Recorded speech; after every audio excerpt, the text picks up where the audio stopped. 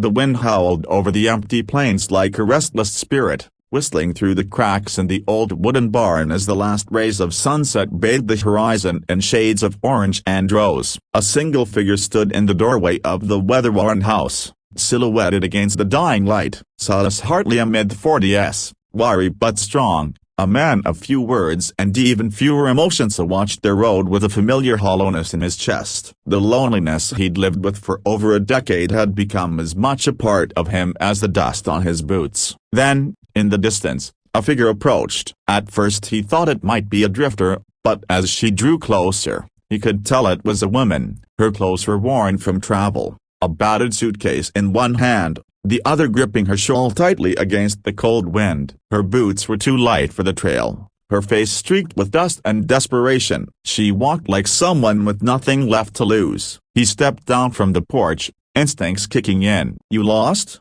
he called out, not unkindly but guarded. He wasn't used to visitors, especially not at this hour. The woman stopped a few feet from him, her shoulders trembling. "A broken bar. I was supposed to meet someone in Dawson's Creek," she said, her voice dry and cracked. "But he never showed. I waited for 2 days at the depot. They said he left town. I have nowhere else to go." A broken bar. Her voice broke, and Silas saw something in her eyes that made his gut twist. A pure, raw hopelessness. He cleared his throat, looking away briefly. "You'll freeze out here tonight. Come on in." "Ain't much, but it's warm." She hesitated, then nodded, following him inside the small house. It smelled faintly of wood smoke and old leather. The hearth flickered with a low flame, casting dancing shadows on the log walls. He gestured to the chair by the fire. "Sit. I'll get some water on the stove." She lowered herself gently into the chair, exhaustion overtaking her like a wave. Silas returned with a cup of warm tea and handed it to her without a word. She sipped it slowly, trying not to meet his eyes. "I'm Clara,"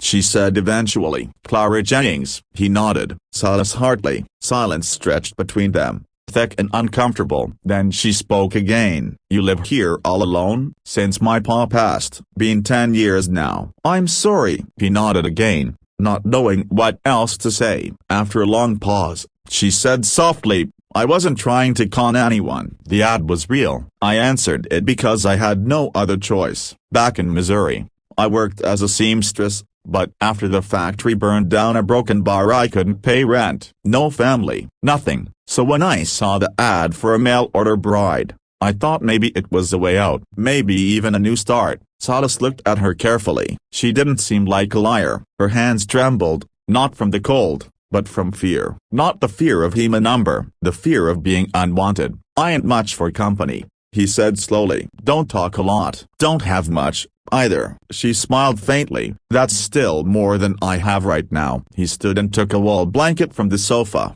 handing it to her. "You can sleep in my sister's old room. She left years ago, never came back." Clara's eyes welled up, but she nodded gratefully. "Thank you." The next morning, Silas found Clara already up, her sleeves rolled, sweeping the front porch. She looked different in the morning light, less lost, more grounded. She smiled shyly when she saw him. "I figured I'd do something to earn my keep." He grunted, trying not to smile. "Didn't ask for it, I know, but I needed to feel useful again." As days passed, Clara settled into the ranch like a lost puzzle piece slipping into place. She helped with chores, cooked meals with spices he didn't know he had, and even talked to the horses like old friends. The silence in the house no longer pressed in on him. She filled it with humming, stories of her childhood, and soft laughter at his dry wit. One evening, as a thunderstorm rolled in, Silas found her in the barn feeding the colts. Rain pounded on the tin roof,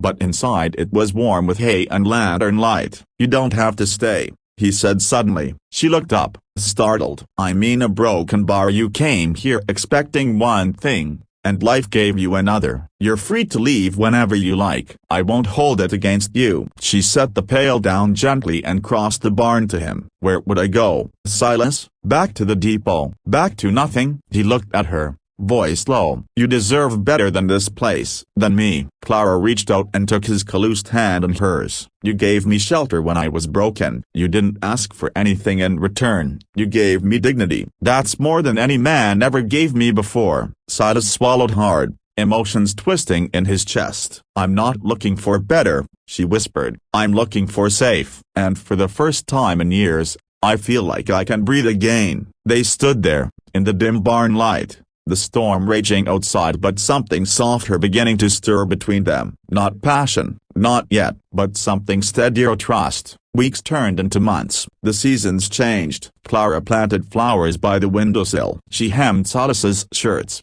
Even though he grumbled, he taught her to ride. They moved around each other like the sun and the moon, always orbiting, always watching. One Sunday morning, Clara baked a pie with the last of the canned peaches. They ate in silence, and when she reached for the last slice, he stopped her gently. "You ever think a broken bar about staying?" Clara smiled. "I've been staying." "No," he said, clearing his throat. "I mean really staying. As a partner, not just a guest." Her breath caught, eyes searching his. "Are you asking me to a question mark? I ain't good with words, Clara, but I've grown used to having you here. I look forward to your voice, to seeing your face when I come back from the field. This Howsy broken bar, it doesn't feel so empty anymore." Tears welled in her eyes again, but this time from something deeper than sadness, a hope. "I'd be honored," she whispered. "But only if it's what you want." Silas nodded. "It is." They married under the big oak tree behind the barn,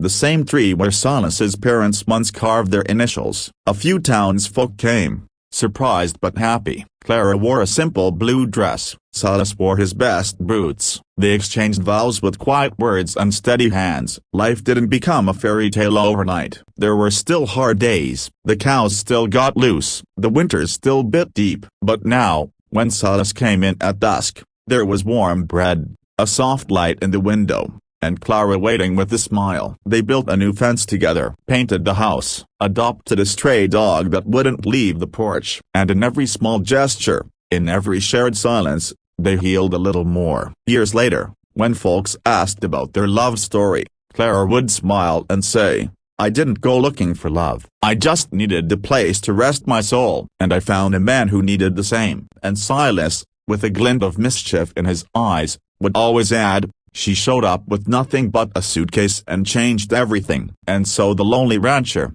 who thought he had nothing left to give, discovered that sometimes the heart mends not through grand romance, but through quiet trust, warm bread, and the courage to say, "You can stay, if you want to."